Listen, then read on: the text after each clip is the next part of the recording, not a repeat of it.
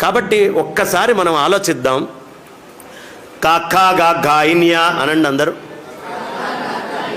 కొంచెం మెల్లిగానే అంటున్నారు. పాత ఎప్పుడో స్కూల్లో చదువుకున్నాం, మళ్ళీ బయటికి ఇది చెప్పుకోవడానికి ఇలా నలుగురు కలిస్తే తప్ప విడిగా కాకా గా గాయిన్యా అంటే నవ్వుతారు పిల్లలు కూడా.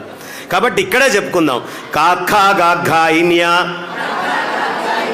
ఎక్కడి నుంచి వచ్చింది ఈ చప్పుడు? ఈ గొంతులో ఈ భాగాన్ని గుర్తించండి. కాకా గా గాయిన్యా కొండనాలిక దగ్గర వచ్చిందా? ఇప్పుడు చా చా జా జాయిని అనండి. అంటే కొండనాలిక కింద, నాలికకి కొంచెం పైన, ఇందాకటి కంటే కొంచెం పై భాగం వాడారు. చూసుకోండి. చా చా జా జాయిని అయిందా? దానికంటే కొంచెం పైకి వస్తున్నారు. ఎలా చెక్కారో చూడండి అసలు అక్షరాలని. టాఠా డా ఢా అణ ఎక్కడి నుంచి వచ్చింది? మధ్యనాలిక నుంచి వచ్చిందా? అది మడవకుండా టాఠా డా ఢా అణ అనండి చూస్తా. టాఠా డా ఢా అణ.